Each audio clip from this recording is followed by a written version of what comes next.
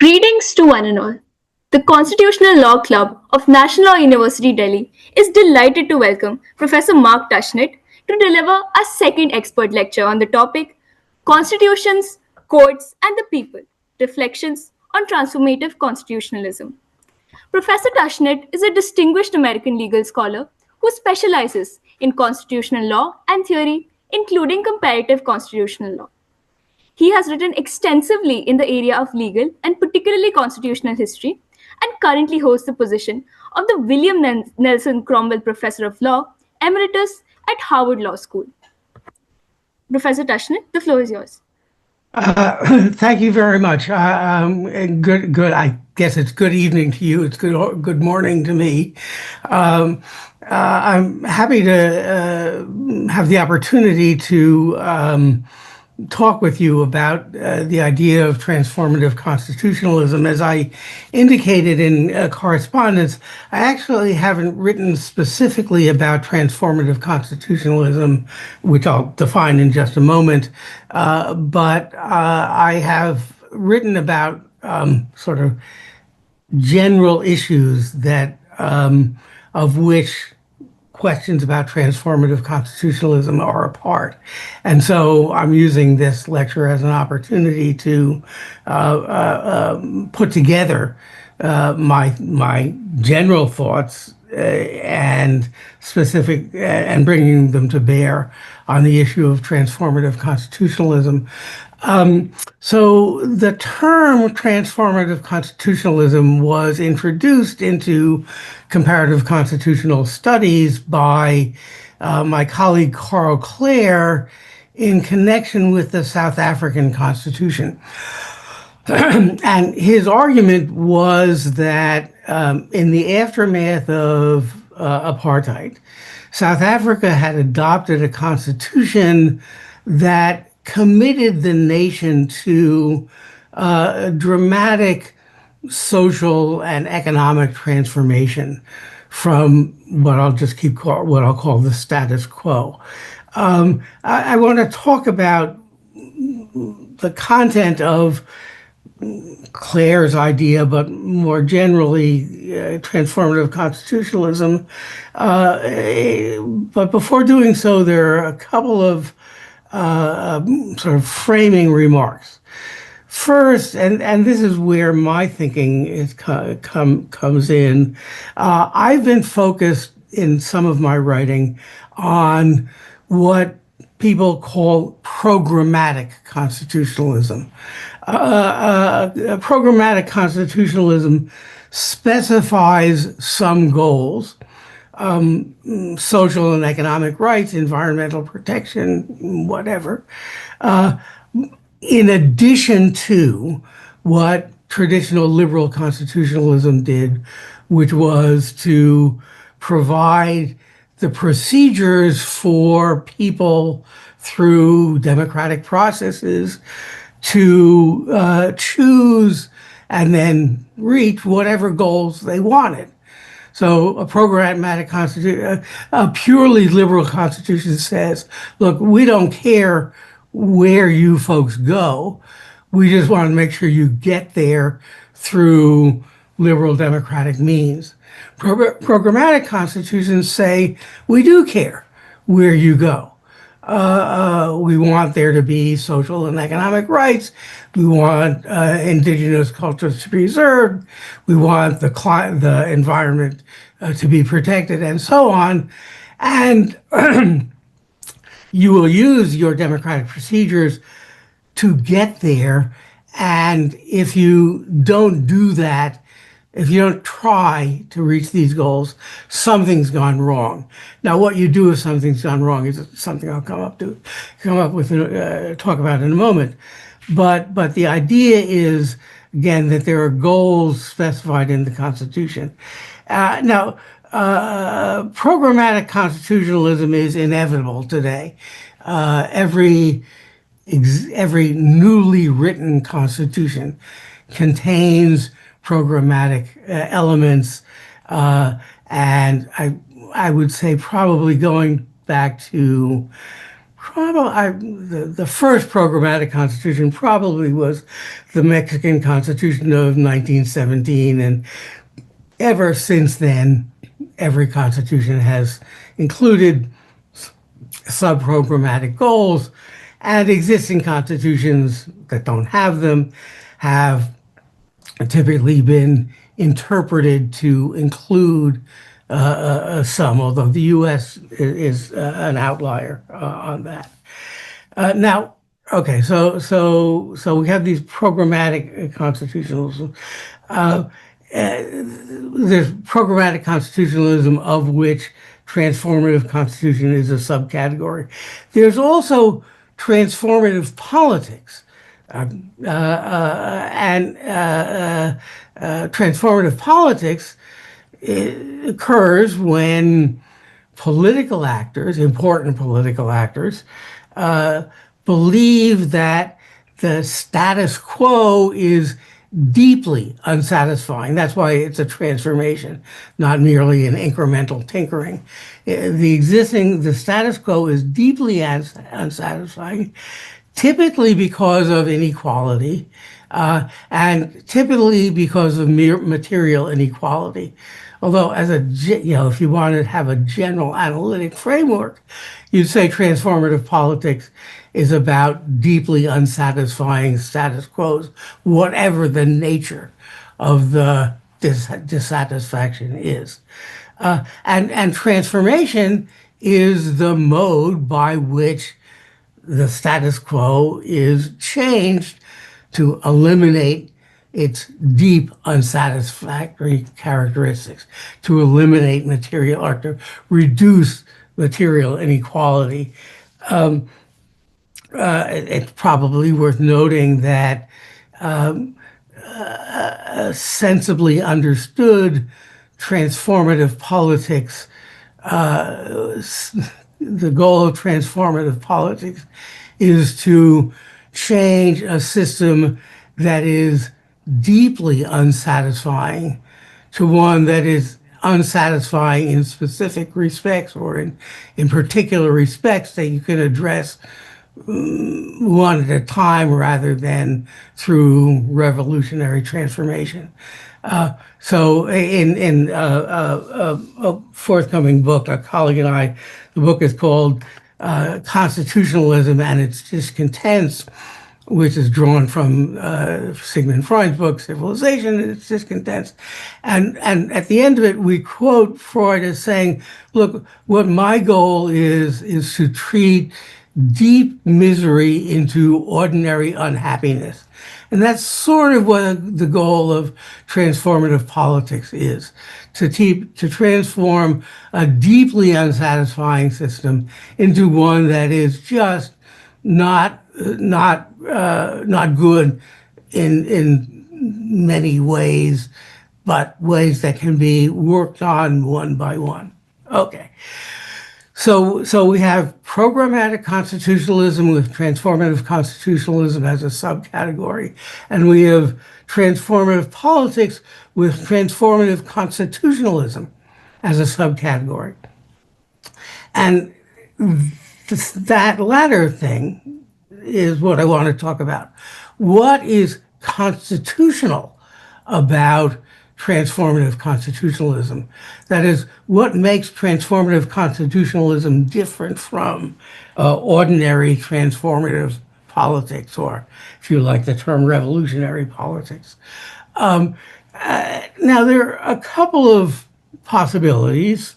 The first is transformative constitutionalism is constitutionalism because it's an expression of a set of very important national goals.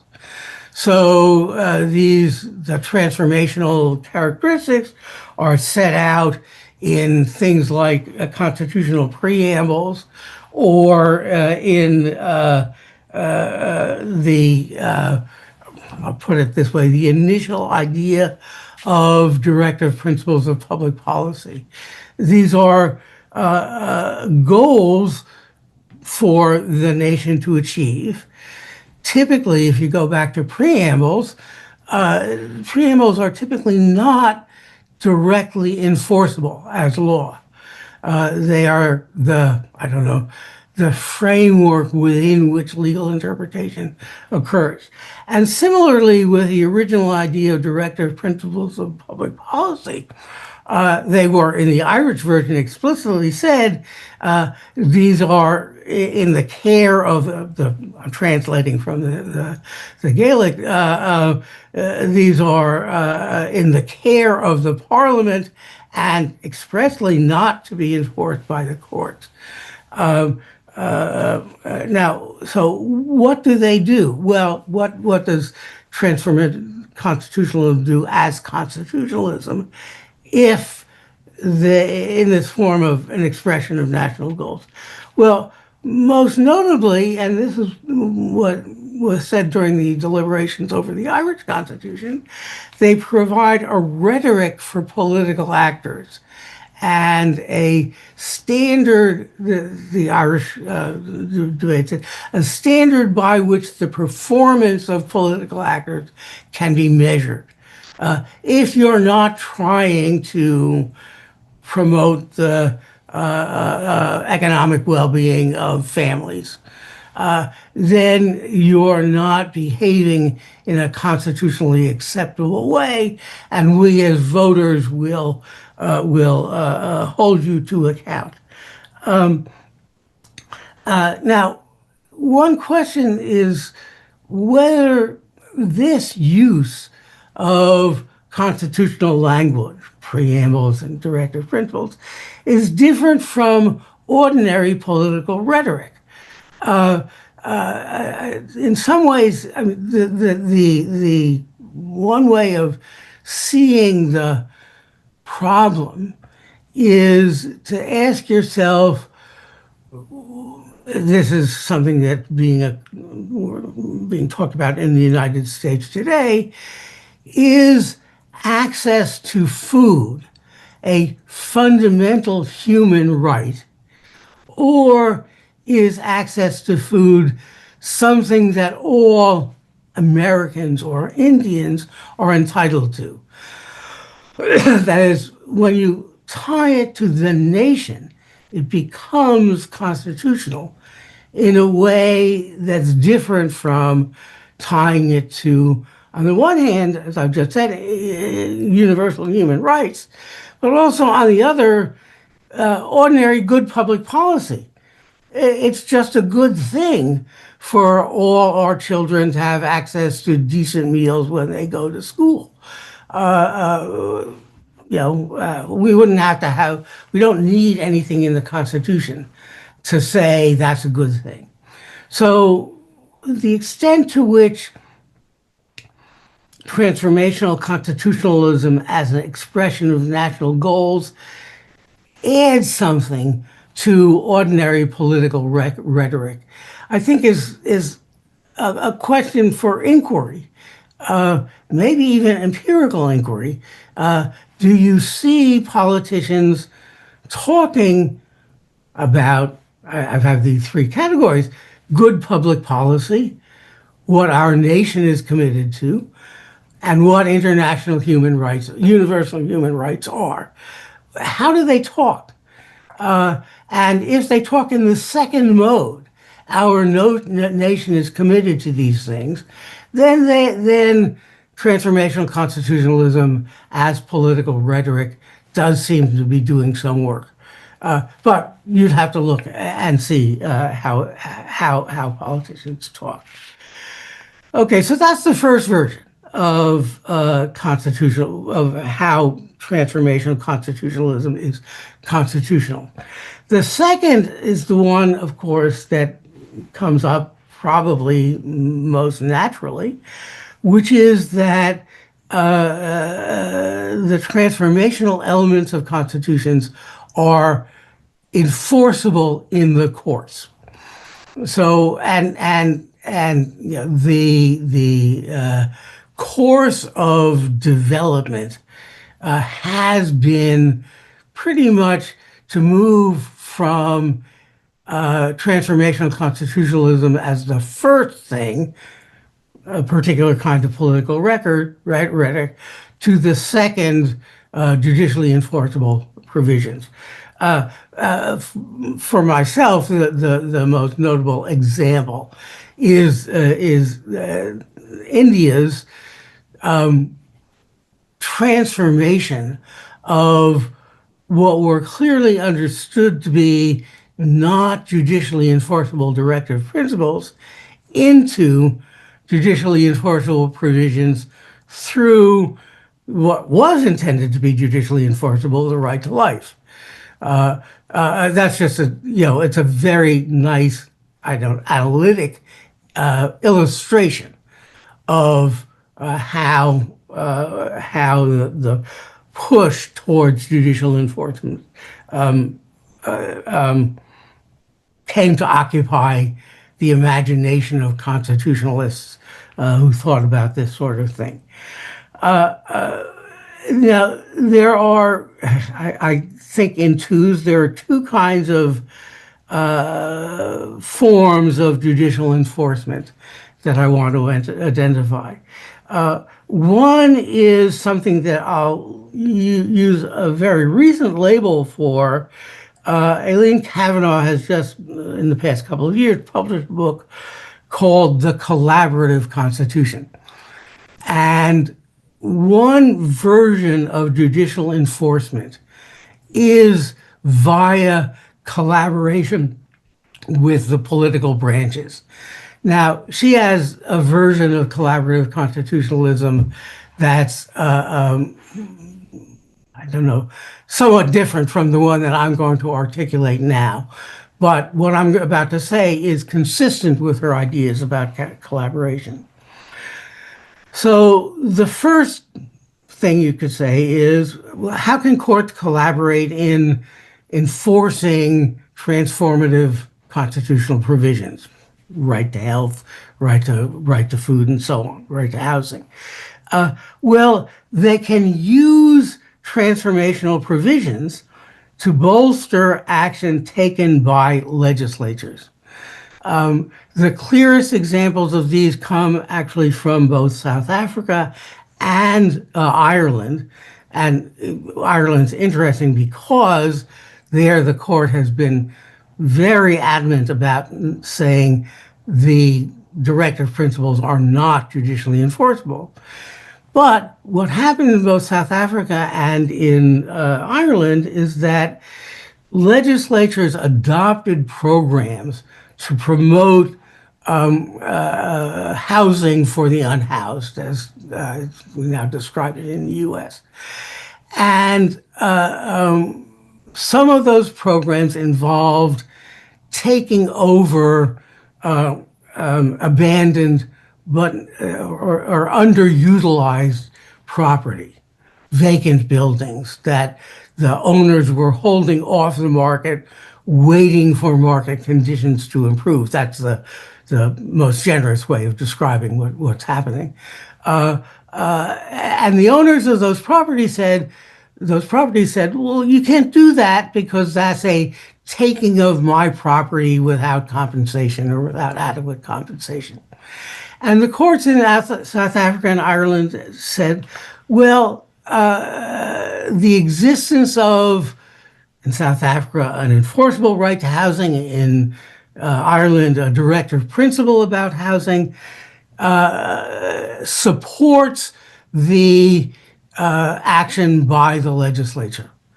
So the transformative elements, the courts, again, collaborate with the legislature in moving the transformation forward by saying action within their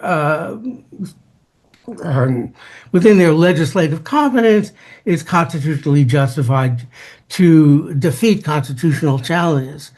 Or another version of this, and again, these are a little harder to locate, the executive branch, the prime minister, the Ministry of Housing, says, here's a statute that has some bearing on providing housing to the unhoused.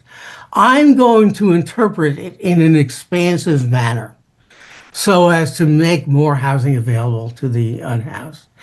And the collaborative court says that expansive interpretation, which we might not come up with on our own, is permissible because of the transformative element of the Constitution.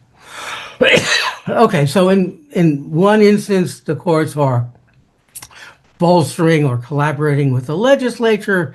In the other, they're bolstering or collaborating with the executive ministries.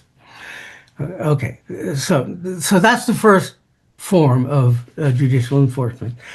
The other variant, and that's what I'm going to spend the rest of my time on, is direct judicial enforcement of the transformative provisions. And again, the example is the directive principles enforceable through the right to life. Now, you as students have probably come across many of the arguments that I'm going to address now. There are questions about whether this second variant, direct judicial enforcement, is actually a good idea or not. And I want to say a good idea from the point of view of somebody who supports the transformation. Obviously, if you support the status quo, you're not going to want these provisions enforced in any way. But if you think, yeah, the society really does need a deep transformation, but these are questions, but is using the courts the way to do it? And I'm going to be offering a number of skeptical observations, but I want to be clear at the outset. The answer, I don't want to provide a general answer that says, you might interpret my position to be, no, using the courts is not a good way to do transformations.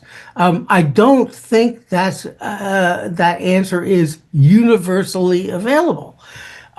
There may be circumstances where, as I will put it later, the political process is so defective that getting the courts to move in to do something will be better than relying on a completely defective political process, even if what the courts can possibly do is not all that great. Okay, so keep that in mind as I offer these skeptical observations.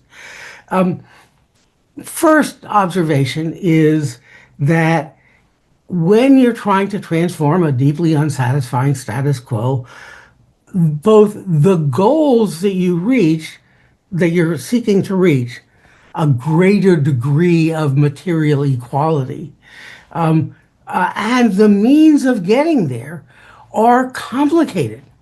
How much material inequality, this is sort of, if you're familiar with John Rawls is an egalitarian, but he says there should be some inequality because that's going to provide incentives for people to provide more stuff so that the least well off will be better off. So he's not a complete egalitarian. But what is going to be enough to get this incentive structure working the way it should? That's a complicated question. And even more, how you get there is a complicated question. And here I have a small in-print controversy with a scholar named Jeff King in England. I say, look, libertarian economists say the way to get equality reduced is by letting the market run free. And King says, well, look, if you look when the market runs free, you don't get decreases in inequality, you get more inequality. And the way to get inequality reduced is through social provision of material well-being. Okay. Uh, um, a footnote here. I have to say that though I'm not a libertarian economist, their position is, I want to say, bolstered or has a fair amount of support from experience in China and in India, where introduction of strong market mechanisms has resulted in the largest decrease in gross poverty in the world's history.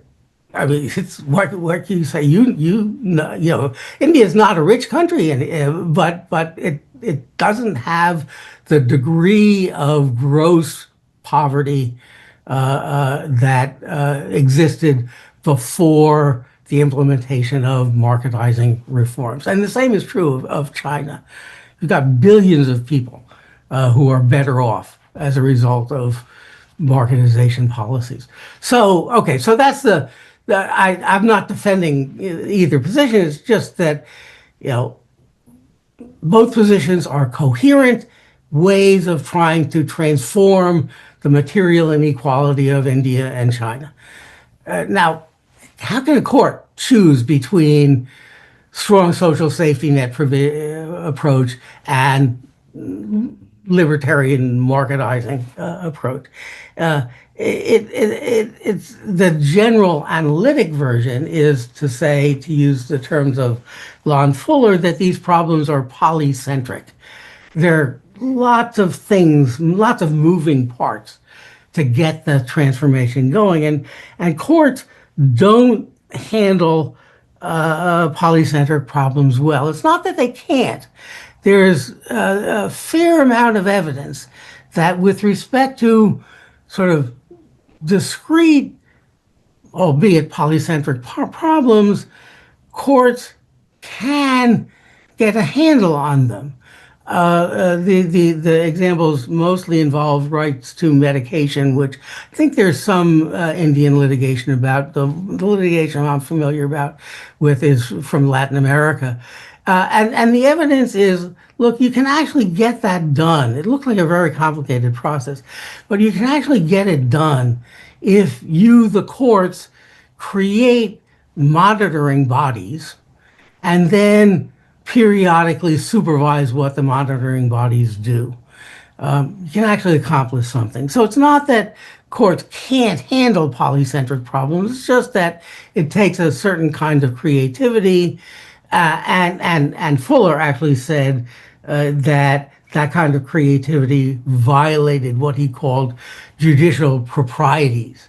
Courts weren't actually behaving like judges when they did that sort of thing. I think that's wrong, but it's there in the scholarly literature. But if you do this, you do get a great deal of policy making power located in the courts. And, if you stand back and say courts aren't all that democratic, politics are more democratic, you'd be nervous about absorbing so much policymaking into the court. But if, as I said earlier, ordinary politics is deeply defective, then maybe it's all right. If you have the example, it's not a great example, but the example I like to use is Brazil, where you have a legislature that is fundamentally unable to do anything significant. In Brazil, what's happened is that the president does everything. Actually, the president and the Supreme Court do everything. That might not be so bad, given the fact that the parliament is completely ineffective. But it's a fairly stringent condition, and it is in tension with democratic norms. And to go back to the Brazilian example, where I say it's a combination of the president and the courts doing the transformational stuff, you can't count on them to do it. So Brazil went through this episode of Bolsonaro, and the Brazilian court has actually been pretty good on doing things where legislatures have failed. But you can't count on the courts to be permanently transformative because of, first of all, their mode of appointment, although that interesting fact that the Brazilian Supreme Court, in a period when it was dominated by appointees of quite conservative presidents, did the transformational work reasonably well. And now it's dominated by appointees of presidents who support transformation, and so they're, on board with the program. But in addition to the appointment process, there is what I think of as a sort of professionalist bias on the part of judges. That as Fuller, they have a sense that Fuller's right, that doing this kind of intervention isn't really what courts are supposed to be doing. If I don't know the current status of the what is in the literature, I'm sure you know the term, the epistolary jurisprudence of the Indian Supreme Court is. I don't know what its status in India is. I do know that sort of around the world, constitutional scholars say that's not the way courts are supposed to behave. They're supposed to sit back and react. And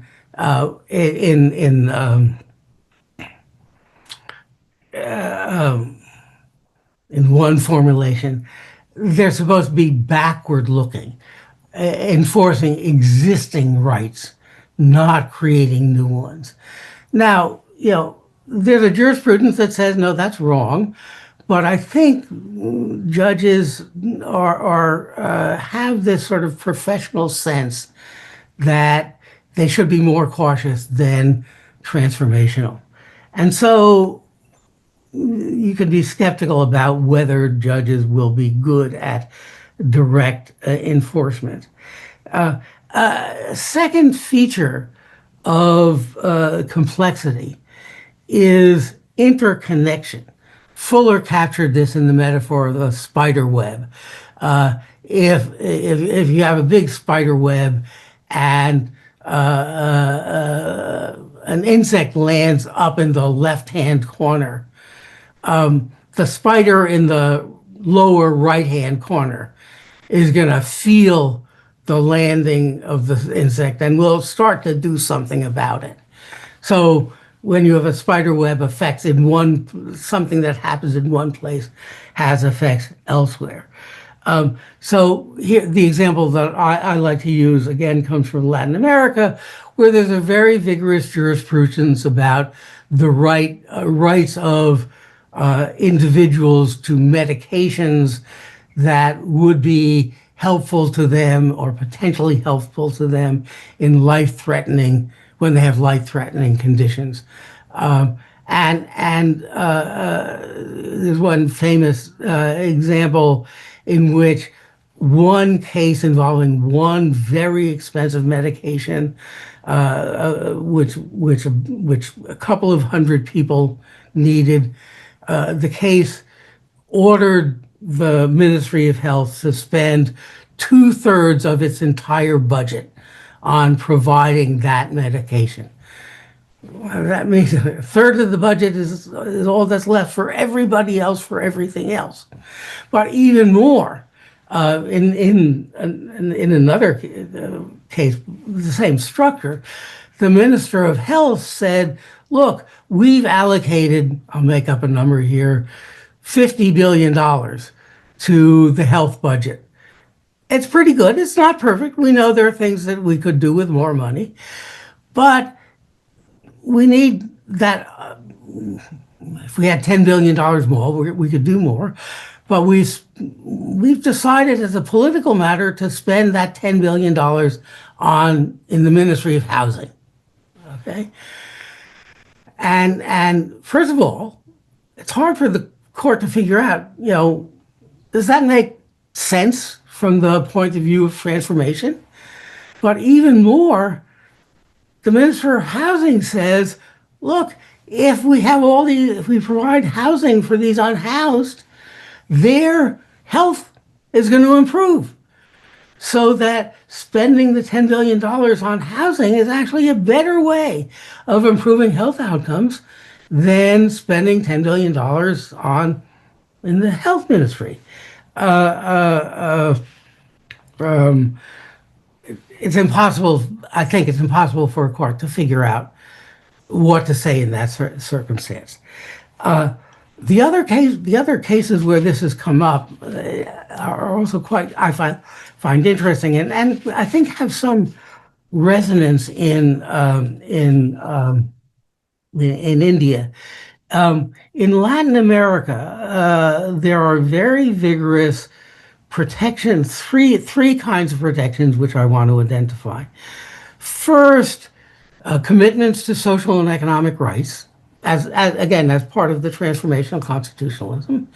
Second, protection of indigenous cultures. And third, protection of the environment. Okay. In Ecuador, and elsewhere, but the case I'm familiar with are from Ecuador, the prime minister says, in order to provide the funds to finance the social safety net of social and economic rights, we need to mine in the areas of indigenous cultures. So to accomplish one programmatic goal, we have to violate or intrude on another programmatic goal. And again, so in the Ecuadorian discourse, scholars seem to think that the president was not serious about cultural and environmental rights. I'm not sure that's true. I think the program of resource exploitation to support social safety net is, a defensible policy choice. And the bottom line is, and it's not clear that you want courts to be saying, well, on balance, we think the economic benefits of the mining in this indigenous region are not sufficient enough to outweigh the intrusion on the environment or indigenous cultures. It seems to me clear that ordinary politics, transformative version one, the rhetoric of transformation, is the way to deal with these problems. The courts are going to be clumsy and not well suited to adjusting competing policies. Although, again, I do want to say that if the political process is really defective, maybe even clumsy courts are better. This is not true of the Ecuadorian case, but you can imagine, probably is true elsewhere in Latin America, where the president is simply bribed by the mining companies to allow the mining to go ahead. Pervasive corruption in the ordinary political process. In those circumstances, even clumsy courts might be better than relying on politics. So just to wrap this up, I've offered a number of cautions, only cautions, not conclusive arguments, but cautions against transformative constitutionalism understood as something for courts to enforce on their own. And to go back to the observation I made about India and China earlier, it seems clear, statistical studies seem pretty clear, that reduction in material inequality seems to occur pretty much only as a result of substantial economic growth. Constitutions have almost nothing to do with the reduction of substantial material inequality.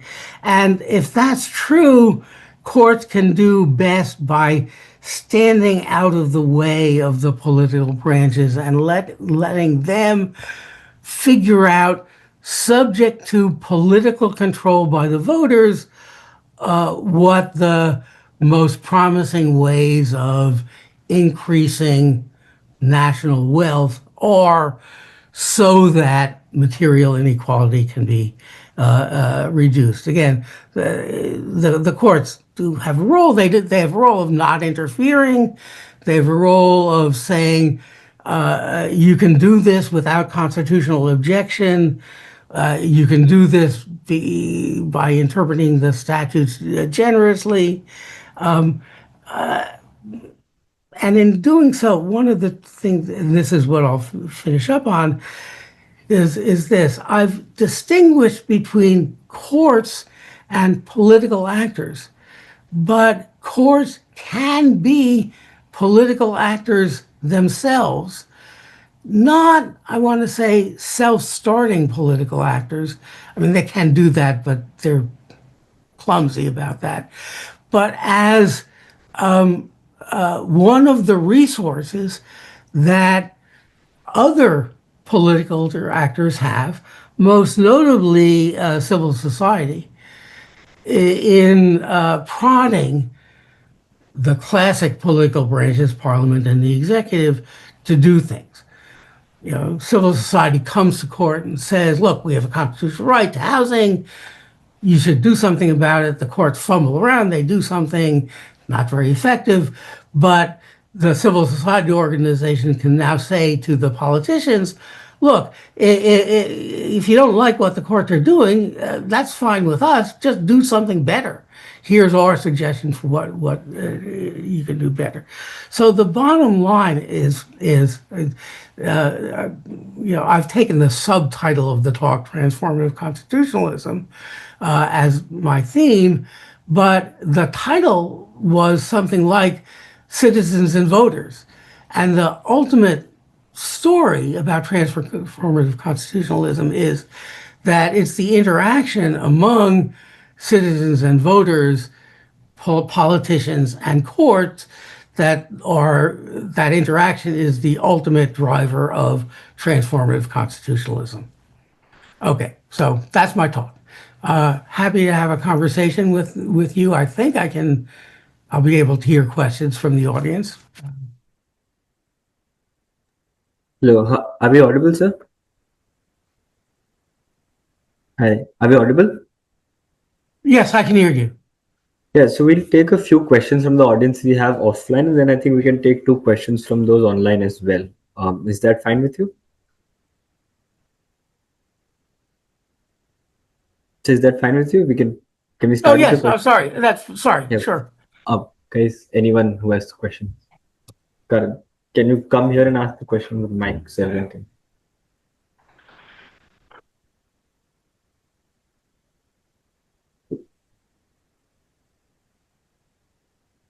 Good evening, sir. So my question is that don't you think that the transformative potential of a constitution becomes limited when the interpreters, when the judiciary itself is so politicized? Like, because in the USA, the appointments are partisan. So don't you think the potential of the constitution to act as a transformative text yeah. So I think the answer is that there's always going to be some fairly close correspondence between what's going on in what I'll call ordinary politics and what's going on in the courts. If you have a political system that is transformative, then you'll have courts that will encourage the transformation. And if your political system abandons transformation, then you'll have courts that are not going to be as vigorous as they were earlier.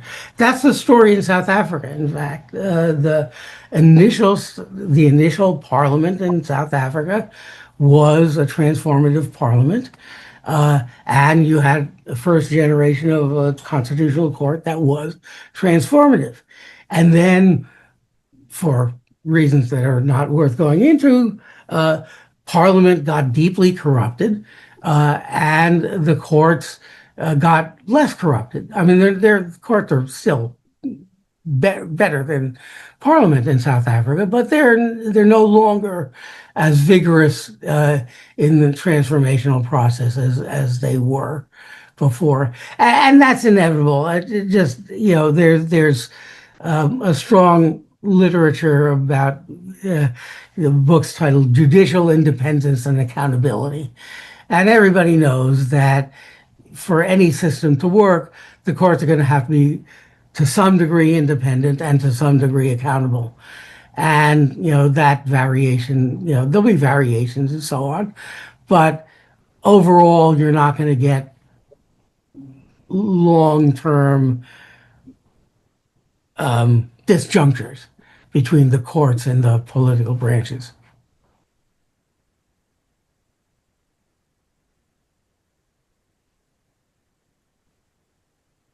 Yes, am I audible? I hope I'm audible. I wanted to ask a question, proceed from the opposite conception. So, my conception of the Constitution was that it's inherently political, and consequently, any change or transformation in the Constitution is also political. And because then the judiciary is not quite a political institution to the same degree as other branches might be, isn't the judiciary inherently limited in what degree of transformation or change it can engage in or bring about?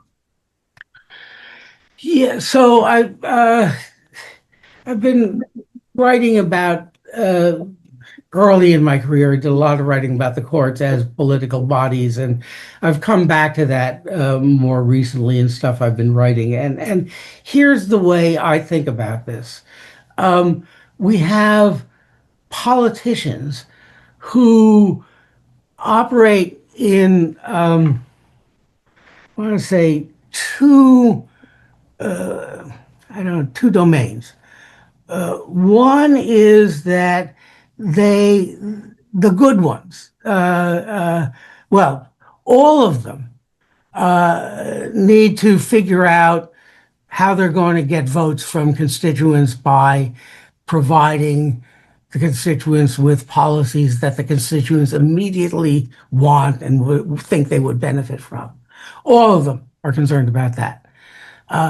Some of them say, well, the reason I have for doing this stuff for my constituents is that I have a larger vision of what our social order should be. And I think that, satisfying the constituent needs fits into that larger vision.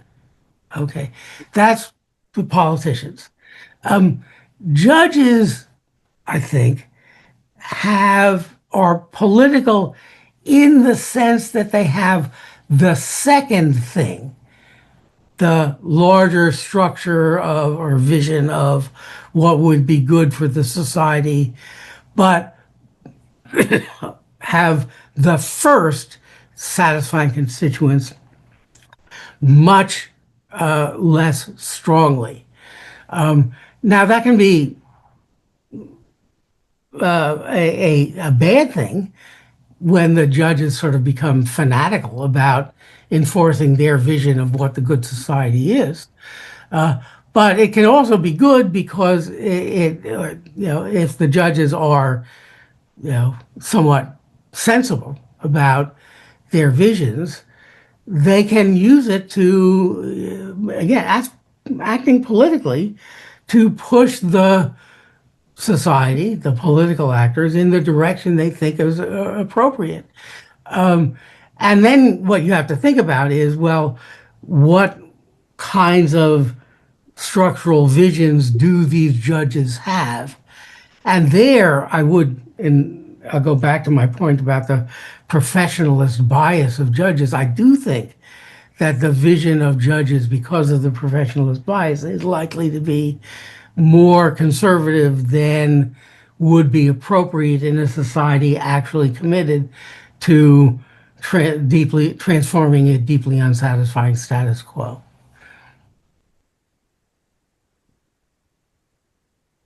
Right. So we'll just take 2 or 3 questions together, so it's easier for you to answer and for us also to coordinate if that's okay. Karna. I'm Michael. So, majorly,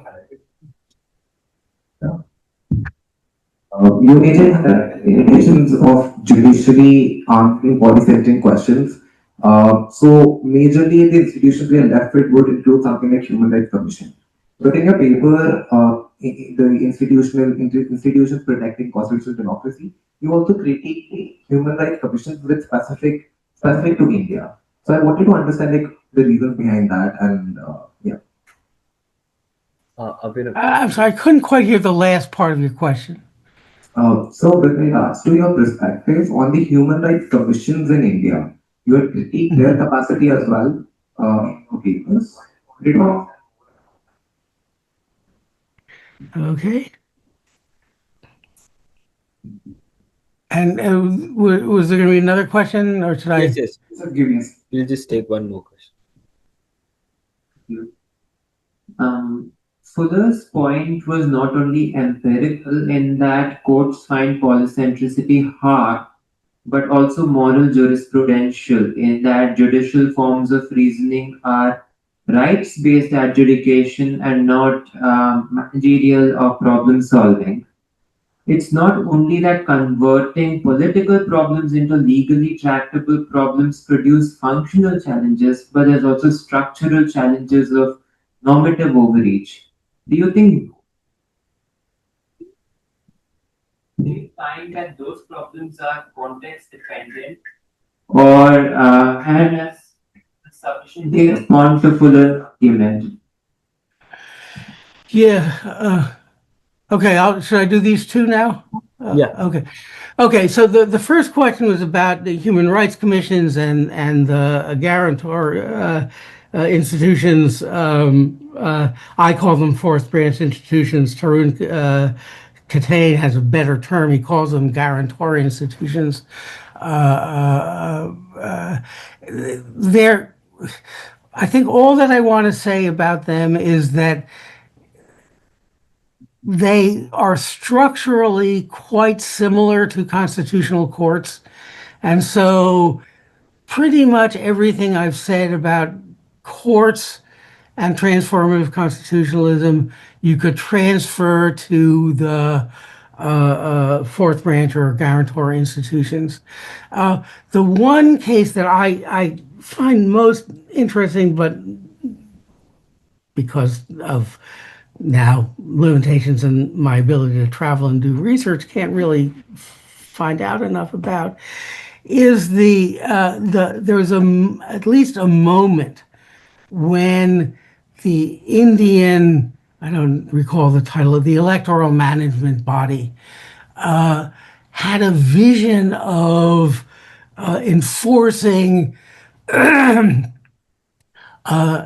more deliberative, less, as I would put it, raucous politics on India.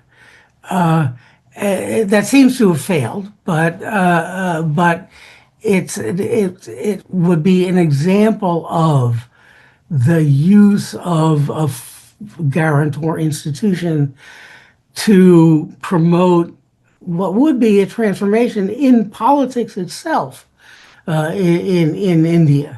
As I say, my sense of things is both that the effort was misguided because raucous politics is not necessarily a bad thing, but also a failure because Indian politics just couldn't be disciplined to the degree that the electoral management body wanted to.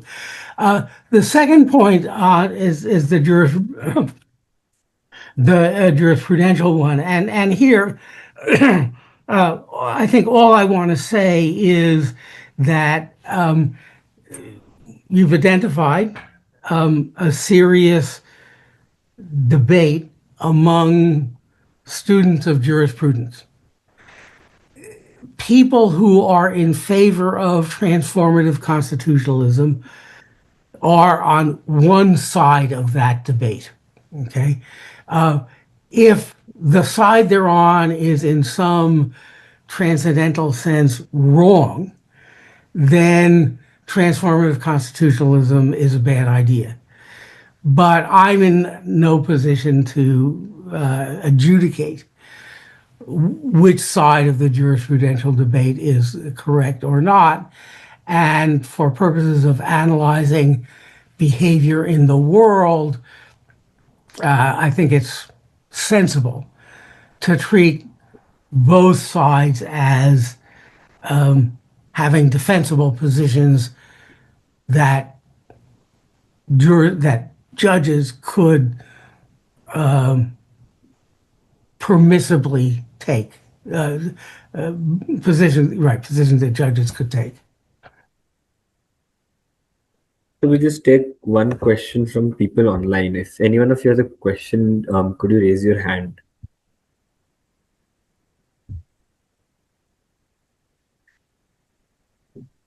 Or else I don't think we do have a. So okay, so we have a professor here who has a question. Okay. Thanks, Professor Tushnet, for something which is very important to deliberate upon. I, by and large, see the point that which you have been writing also, that there has to be a kind of a weak court approach for the purpose of social rights adjudication, and there's strength in that. But as a kind of a counterpoint, I also see the consequences of keeping courts away from the transformative approach. That it essentially assumes that the courts have a secondary status in democratic deliberation. Secondly, of course, because of over expectation, the hollow hope idea, which Rosenberg and all this talks about, arises. But at the same time, giving the, say, Colombian example or Ecuadorian example, like say, tutelas, 600,000 people filing tutelas, which almost tantamounts to 1 per 75%.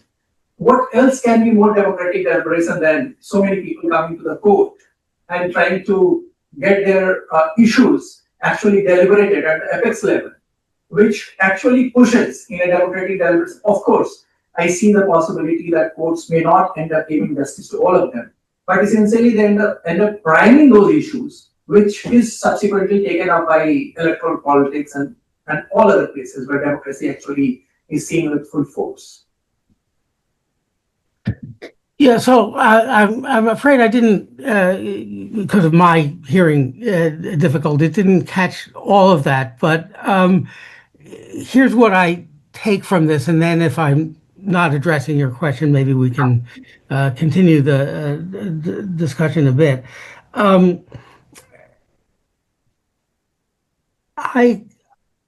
One thing that courts can do is prod the political branches, the legislature and the executive, into addressing an issue more adequately than the courts have. So I actually co-authored a piece with Madhav Khosla on courts and state capacity. And he had a couple of examples from India. But I understand all the controversy about the Aadhaar system, but one thing it does is reduce substantially the risk of corruption at the low level, at the point of delivery of services. So, the legislature comes up with the Aadhaar system. The court says, well, here's some limitations you have to have on it, but for its use in promoting anti-corruption at the point of delivery of services, that's fine. My example is from Latin America and the right to medication cases. The structure of those cases was that people came to the court saying, if I don't get this medication, I'll die. And the government doesn't have it on its approved list. So they're not going to supply it to me. You have to get them to supply it to me. And the courts do that.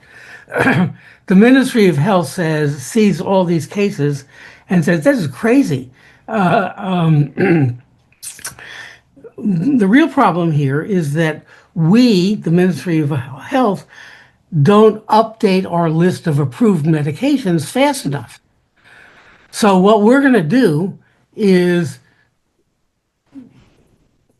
adopt a system of getting medications approved or disapproved on a much more timely basis. And then we'll go to court and defend on saying, yeah, this isn't on the list, but we made a deliberate decision not to put it on the list. And we made that decision within the past 3 months. And you, the courts, ought to accept that. And they did. So the litigation prodded the ministry to do something not, the court didn't require it, but it prodded it to enhance its capacity to deal with the problem that was generating the litigation. So you know, the details of the Latin American litigation are complicated, and they, unlike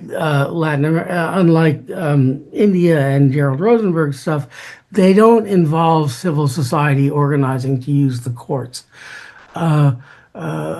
But they do illustrate the ability of courts to be contributors to the development of what I will, for these purposes, call transformative state capacity.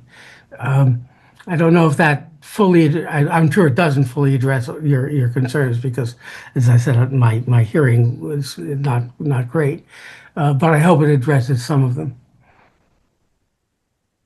Yes, sir. So I think we're running out of time. So I'd just like to thank you on behalf of the Constitutional Law Club.